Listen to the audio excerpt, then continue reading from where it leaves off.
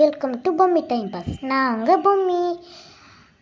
இப்போது ஃபஸ்ட்டு நம்ம தமிழ் இனிமை பாடல் பாடியிருப்போம். அந்த பாடலோட சூஸ் எல்லாம் பார்க்க போகிறோம். இப்போது ஃபஸ்ட்டு பார்த்துக்கலாம். சரியான சொல்லை தெரிவு செய்து எழுதுக. ஃபஸ்ட்டு கழை சொல்லை உணர்ந்தும் சரியான பொருள் கரும்பு. ஆவை டிக் பண்ணிக்கோங்க. இப்போது கனி இடை இச்சொல்லை பிரித்து எழுத கிடைப்பது ஈயை டிக் பண்ணிக்கோங்க. இப்போ கனி கூட்டல் இடை, கனி இடை, இதை எடுத்து இங்கே எழுதிக்கோங்க. தேர்ட் ஒன் பனி மலர், பனி கூட்டல் மலர் என்பதை சேர்த்து எழுத கிடைப்பது எது? அதுக்கு டேஷ் கீழே இருக்கு பாருங்கள், பனி மலர், அதை எடுத்து இங்கே எழுதணும். ஆவை டிக் பண்ணிக்கோங்க. இப்போ ஆ பார்க்கலாம். கீழ்காணும் சொற்களை பிரித்து எழுதுக. இதெல்லாம் போட்டு பல மாதம் ஆகுது. இப்போ தான் நான் உங்களுக்கு சொல்லியே கொடுக்குறேன். ஃபஸ்ட்டு ஆ இருக்குல்ல, அந்த ஆவில் கழை இடை இருக்கும்ல, இந்த இடை இங்கே ஈ இருக்கும். அதை சர்க்கிள் பண்ணிவிட்டு அங்கே இந்த ஈ பார்த்தீங்களா, இந்த ஈயை எடுத்து இங்கே எழுதணும். இப்போ ஆ இருக்குல்ல, எண்ணுயிர்னு இருக்குது. அந்த எண்ணுயிரில் எண்ணு கரெக்டு. நூ இருக்குல்ல, நூ மட்டும் அது வரக்கூடாது. அதை மட்டும் சர்க்கிள் பண்ணிவிட்டு இப்போ அங்கே ஊ போடணும். ஊ ஈர், இது ரெண்டும் கரெக்டு. உயிர், என் நுயிர், அவ்வளோதான். இப்போ இங்கே டேஷ் இருக்குல்ல, இந்த டேஷு இங்கே அதை எடுத்து எழுதணும். கழை இருக்குல்ல, அந்த கழை எடுத்து இங்கே எழுதிக்கோங்க. இங்கே இடை எழுதணும்ல, இப்போ நாம் போட்டோம்ல இந்த இடை ஈ இருக்குல்ல, இந்த ஈயை இங்கே போட்டு அப்புறம் டை போடுங்க. அவ்வளோதான், முடிஞ்சுது. செகண்ட் ஒன் எண் கூட்டல் உயிர், அதை எழுதிக்கோங்க. இப்போ ஈ பார்க்கலாம். பெட்டிக்குள் சொற்களை பொருத்தி மகிழ்க. அது ஃபஸ்ட்டு பால் இருக்கா, அதுக்கு பக்கத்துலேயே ஒரு டேஷ் இருக்குல்ல, அங்கே பசுன்னு போடுங்க. ஏன்னா பால் பசுலேருந்து தானே கிடைக்குது, அதனால். இப்போ இளநீர் தென்னையிலேருந்து இலை கிடைக்குதுல்ல, தென்னை மரத்துலேருந்து தேங்காய் கிடைக்குது, அதுலேருந்து இளநீர் கிடைக்குதுல்ல, அதனால் இங்கே தென்னை போட்டுக்கணும். செகண்ட் ஒன் இங்கே சாருன்னு இருக்குல்ல, கொஸ்டின்னு, அதுக்கு இந்த பாக்ஸ்குள்ளே கரும்புன்னு எழுதிக்கணும். இங்கே பாகுன்னு இருக்குல்ல, இந்த பாகுக்கு டேஷில் வெள்ளம்னு எழுதிக்கணும். இது ஹெல்ப் பாக்ஸு. இது நான் கிறுக்கி வச்சுருக்கேன். இதை அழிச்சிட்டு உங்களுக்கு நான் எழுதி காட்டுறேன்.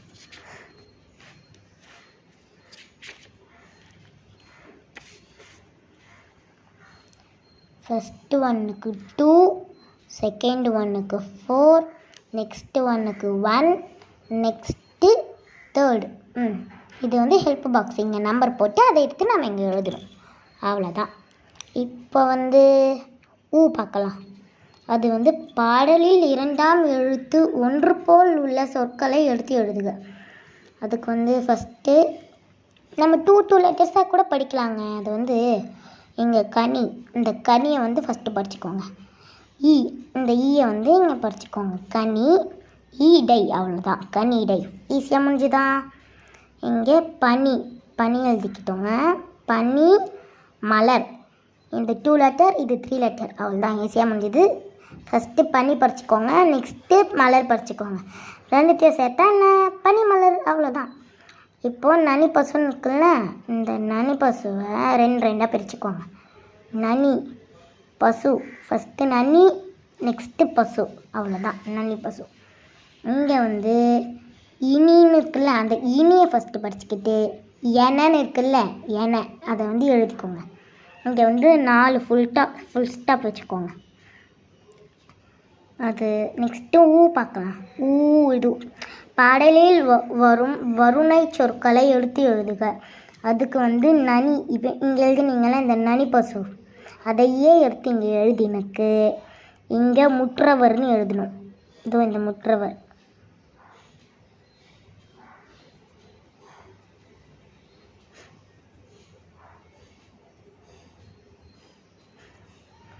ஸோ இது நான் மொத்த கையில் எழுதணும்ல, அது ஹேண்ட் ரைட்டிங் கேவலமாக வருது. மற்றபடி நான் நல்லா எழுதுவேன்.